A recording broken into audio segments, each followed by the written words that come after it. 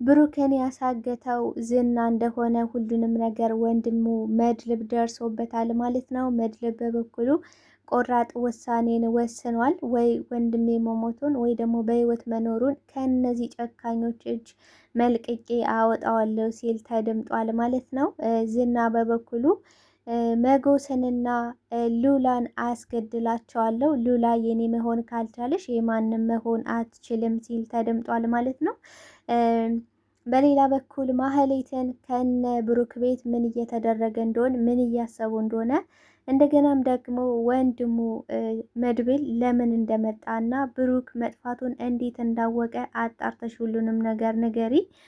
ሲቀጥል ደግሞ ቤቱም ንብረቱም ወደ አንቺ ስም ይዞራል፣ ላንቺ ይሆናል ብሏታል ማለት ነው። እሷም እንግዲህ እንዴት ላደርግ እችላለሁ? ይሄን ሁሉ ነገር በአንተ መብት ነው። ስለዚህ በየትኛውም ሁኔታ ማጣራት አልችልም፣ አቅም የለኝም ስትለው እኔ ገንዘብ አስገባልሻለሁ ሲላት እሺ ብላለች ማለት ነው። ማህሌት በነገራችን ላይ ገንዘብ ከተባለ ምንም አንድ ሁለት ሳትል ነው እሺ የምትለው። በሌላ በኩል ኤፍራታ ብዙ መረጃዎችን ከባባድ መረጃዎችን ስለ ዝና ብዙ ነገር ለመድብል ነግረዋለች ማለት ነው። መድብልም በነገሩ ተናዶና ተበሳጭቶ ቅድስት ልታረጋጋው ብትሞክርም እኔ መረጋጋት አልችልም፣ ወንድሜ መሞቱን ወይ ደግሞ መዳኑን ሳላቅ እኔም ከዚህ ቤት ልመለስም ላልመለስም እችላለሁ። ነገር ግን ምሳሌን ጠብቂያት፣ አንቺም ራስሽን ጠብቂ ሲላት በግ እየገሰገሰ በንዴትና በብስጭት ወጥቷል ማለት ነው። ሰላም ጤና ይስጥልኝ ውድና የተከበራችሁ ስለ እናት ዩቲዩብ ቻናል ቤተሰብ እንዴት ናችሁልኝ? እግዚአብሔር ይመስገን ደህና ነኝ። ቪዲዮውን ስትጀምሩ ላይክ፣ ሼር ማድረጋችሁን እንዳትረሱ። ምሳሌ ክፍል 77ን ይዤላችሁ ወደ እናንተ መጥቻለሁ። ምሳሌ ክፍል 77 እንግዲህ ብሩክ መጥፋቱን በባለፈው ክፍል እያወራን ነበረ። ማን እንዳገተውም መድብል ወንድሙ አውቋል ማለት ነው። ከባድ ወንጀለኞች እጽ የሚያዘዋውሩ ጋር ተግባብቶና ተስማምቶ ልጁን ለማሳከም ወደ ውጭ ሂዶ እንደነበረ፣ ቤቱ ደግሞ እንዳይሸጥ ብዙ መሰናክሎችን ሲፈጥር የነበረው ዋነኛ ቀንደኛ ጠላቱ ዝና እንደሆነ ይታወቃል። ነገር ግን ቤቱ እንዳይሸጥ ካደረገ በኋላ ከባባድ ወንጀሎችን እንዲሰራና ወንጀለኛ እንዲሆን ያደረገው ዝና ነበረ ማለት ነው።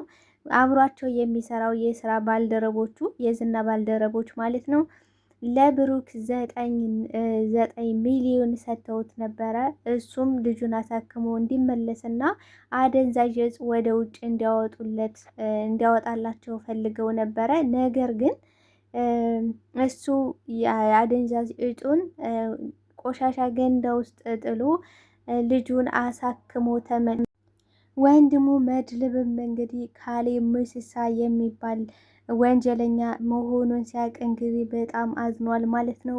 ካሌብ ሙሲሳ እንዴት ሊሆን ይችላል? እንዴት ከከባድ ሰው ጋር ሊገናኝ ይችላል? ወንድሜ ምን ውስጥ ነው የገባው?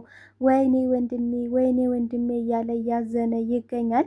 ምክንያቱም ደግሞ በከባድ ወንጀሎች የሚጠረጠሩ ከባድ ወንጀሎችን የሚሰሩ ሰዎች ናቸው ማለት ነው። እሱ ያወቀው እንግዲህ እስር ቤት በነበረበት ሰዓት ከእስር ቤት የሰማው ብዙ አይነት መረጃዎች ነበሩ።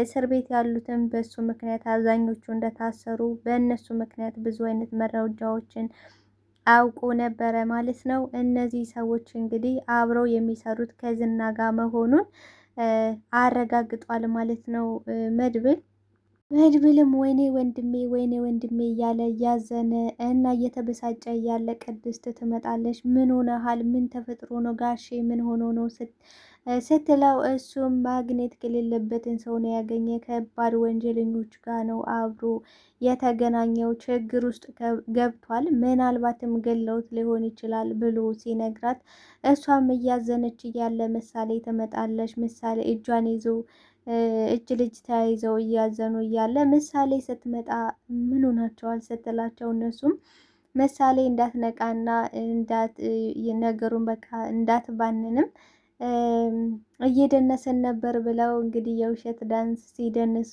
ይታያል ማለት ነው። መጎስም ዳጣን ቤተሰቦች እንዴት ናቸው ሲላት፣ ምርጥ ቤተሰቦች በቃ በጣም የሚመቹ እንጀራ የሆኑ ፍቅር የሆኑ ቤተሰቦች ነው ያሉኝ ትለዋለች። እሱም አባትሽ መኪና አለው ቤት አለው ሁሉ ነገር አለው ሲላት፣ እኔ ቤት ይኖረው አይኖረው እስከ ዛሬ ቼክ አድርጌው አላቅም፣ ብቻ እኔ ቤተሰቦች የናፈቆኝ የራቡኝ ቤተሰቦችን ነው ያገኘውኝ ትላለች። በተለይ ደግሞ ውሃን ብታውቃት በስማሚ ልልሽ ናት፣ በቃ እንዴት እንደምወዳት ትላለች ማለት ነው። ማህሌትም ዝናን ለምን ነበር የሄድከው ሻሸመኔ ለምንድን ነው የሄድከው ብላ ስትጠይቀው ምን ነው ከወድሽ ቀረ የኔ መሄድ ይላታል። እሷም አይ ማግዝህ ነገር ካለ ላግዝህ እችል ነበር አብረ ብትወስደኝ ትለዋለች። እሱም አንቺ በህይወትሽ ምን ተሳክቶልሽ ያውቃል? እስኪ ሉላን ፈልገሽ አግኛት፣ እስኪ አንድ ነገር የተሰጠሽ ሜንሽን ራሱ መቼ ተወጣሽ ብሎ ይነግራታል። ማህሌትም ከአንተ ጋር ሆኜ የማላሰካው ምንም ነገር የለም ስትለው እሱም ስሚ አንቺ በራስሽ ስራዎችሽን ማሳካት መቻል አለብሽ፣ በራስሽ እስኪ ቁሚ፣ በራስሽ ሰው ሁኚ ይላታል። ማህሌትም መጨረሻዋ የደረሰ ይመስላል። ምን መብት አለኝና ነው በራሴ ነገሮችን የማደርገው ትለዋለች። ግን ዝና እኔ አላምርም ቆይ ትለዋለች።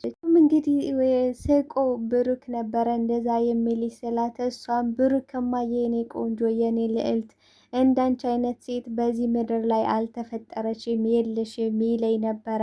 ዝናም በበኩሉ እንግዲህ ቅድስት ታዲያ ከዛም በኋላ ነው የተፈጠረችው ማለት ነው ብሎ ይመልስላታል። እሷ ማህሌትም ቆይ ላንተ ግን ምን መስዬ ነው የምታይ ትለዋለች።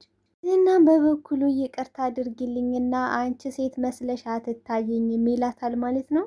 ዝና በነገራችን ላይ ልክ ልኳን ነግሯታል ለማህሌት ማለት ነው። ምክንያቱም አንቺ ማለት ሴት አይደለሽም፣ ግን ደግሞ ገንዘብ የሌላት በራሷ የማትቆም የሰው ገንዘብ የምትፈልግ በቃ አንቺ ማለት እንደዚህ አይነት ሰው ነሽ ብሎ ነግሯታል ማለት ነው። እውነት ለመናገር ማህሌት እኔ ለማህሌት በጣም እሷ ስትናገር እኔ እየተሳቀቅኩ ነው እንትን የምልላት። ምክንያቱም ሰባተኛው ሰማይ ላይ አሁን ሰቀላት እያልኩኝ ነፍሴ እየወጣ ነው እሷ የሆነ ጥያቄ ስትጠይቅ ማለት ነው።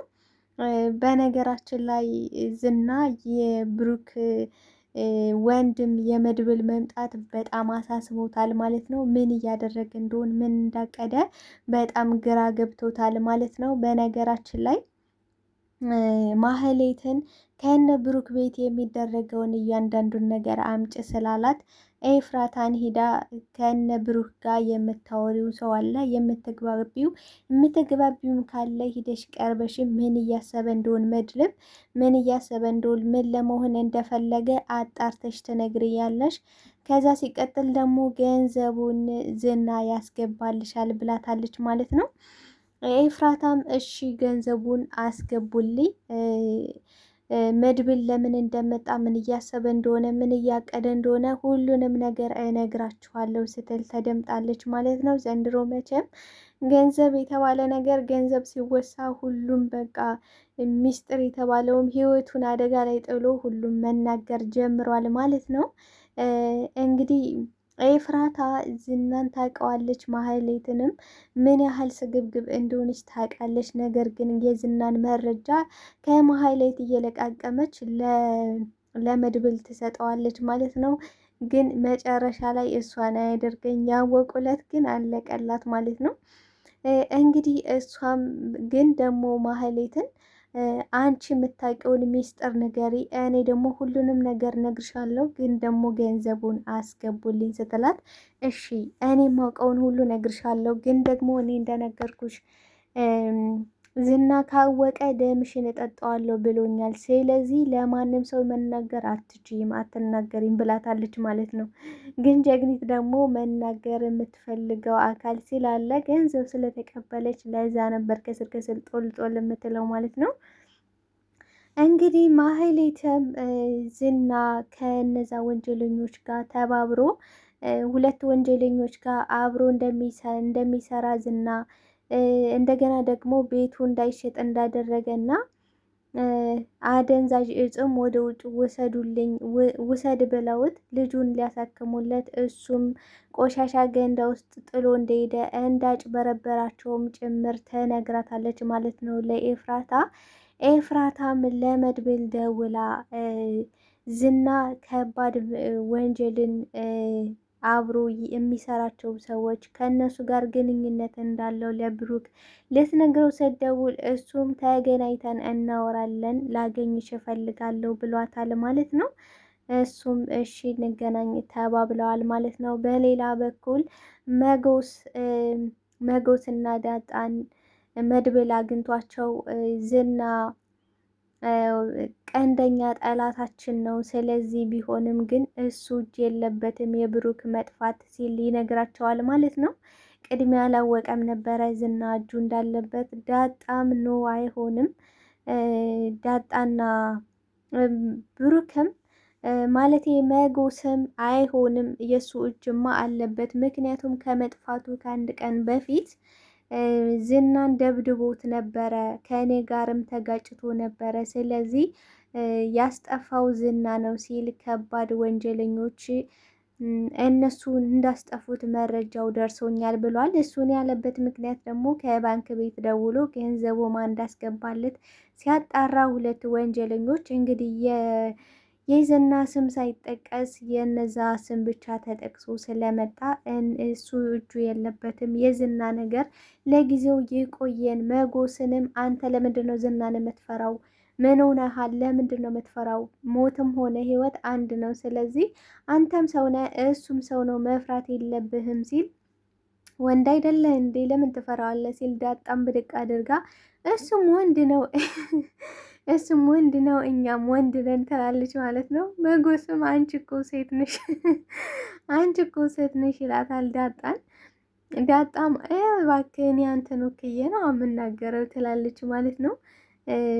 ምክንያቱም ብሩክ አሁን ማለትም መጎስ አሁን ጨካኙኛለሁ፣ አሁን የምፈራበት ምንም ነገር የለኝም። ደግሞ የምፈራው የምወደው ሰው ስላለኝ ለምወደው ስል ነው የምፈራ ብሏል ማለት ነው። ምክንያቱም ሉላን በጣም ነው መወዳት፣ በጣም ነው ማፈቅራት። ለእሷ ስል ደግሞ መፍራቴ ግድ ነው፣ መሸሽም ግድ ነው ብሏል ማለት ነው። መሸሽ መፍትሄ አይደለም። ስለዚህ ፊት ለፊት ነገሩን መጋፈጥ ነው ብሏል ማለት ነው መድብል። እሱም ከጎን ካለው በማንኛውም ሁኔታ ስለው ዳጣም እንግዲህ ከእኔ ጎን ስትለው አንቺ ጎንም አለውልሽ ምንም አትሆኑም እኔ በህይወት እያለሁ ብሏቸዋል ማለት ነው። ወንድነት ከቤቱ ወንድነት ከዘሩ ነው ብላለች ዳጣ። በነገራችን ላይ ኤፍራታ እና መድብል ተገናኝተው ሁሉንም ነገር ነግረዋለች ማለት ነው። ሁሉንም ነገር ስትነግረው በጣም ተናዶና አዝኖ ወይኔ ወንድሜ እያለ ወደ ቤት ተመልሷል ማለት ነው። ወደ ቤት ተመልሶም ምን አዲስ መረጃ አለ ብላ ቅድስት ተጠይቀዋለች። ቅድስትንም ምንም አዲስ መረጃ የለም ከባድ ወንጀለኞች ጋር እንደሚሰራ እሱን ከነገርኩሽ ውጪ ሌላ ምንም ነገር የለም። ነገር ግን ራሳችሁን ጠብቁ። ምሳሌም ትምህርት ቤት እንዳትሄድ ብሏታል ማለት ነው። ትምህርት ቤት ለምንድን ነው ማትሄደው? ሰላም ሁሉም ነገር ሰላም ከሆነ ለምን አትሄድም ሲላት፣ እባክሽ የነገርኩሽን ብቻ ስሚ፣ መሄድ የለባትም ከባድ ወንጀለኞች ጋር ብሩክ ተገናኝቷል። ስለዚህ እሱን እስከማጣራ ወንድሜ መሞቱንም መዳኑንም ማወቅ አለብኝ ሲል የምን ሞት? አረ በስመ አብ አረጋሽ አይሞትም እንዴ ምን ሆነሃል? እያለች ነው የምትገኘው። ቅድስት እንግዲህ ሌት ተቀን ቁጭ ብላ እያለቀሰች ነው። ጠዋትም ማታም ሽንኩርት ስከትፍም እንግዲህ ምሳሌ ስትመጣባት ምሳሌ ምን ሆነች ነው የምታለቅሽው ስትላትም አንዴ ቤተሰቦቼ ናፍቀውኝ ነው የማለቅሰው ገጠር ክፍለ ሀገር ቤተሰቦቼ ስለናፈቁኝ ነው ስትል እና ልትሄጂ ነው ስትላት እሷም ልሄድ ስትል አብረን እንሄዳለን አባቴ ይምጣና አብረን እንሄዳለን ስትላት ጭቃ እኮ ነው ከዛ ትላለች። እና ቢሆንስ ምን ችግር አለው ትላለች ምሳሌ። እና አባቴ ለምንድን ነው ማይደውለው? ላንቺ ደውሎልሽ አያውቅም? እስኪ እኔ ስልኩን ሊያዘው ስታት አረ ኖ ለምን ይደውላል ተረጋጊ እያለች እያረጋጋቻት ነው የምትገኘው። በነገራችን ላይ ማለት ነው ቅድስት ለመድብል ለወንድሙ ቲሸርቱ ደም እንደተበላሸ ልትነግረው አልፈለገችም። ምክንያቱም የምሳሌ ሊሆን ይችላል ብላ ተጠራጥራለች።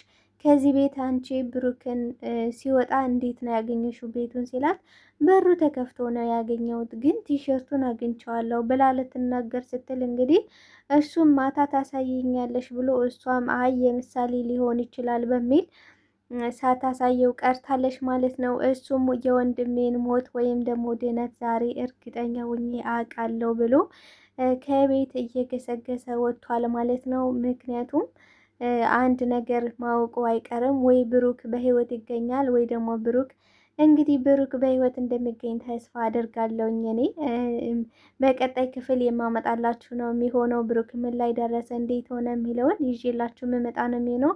ላይክ ሼር ማድረግ እንዳትረሱ። አመሰግናለሁ አብራችሁኝ ስለነበራችሁ።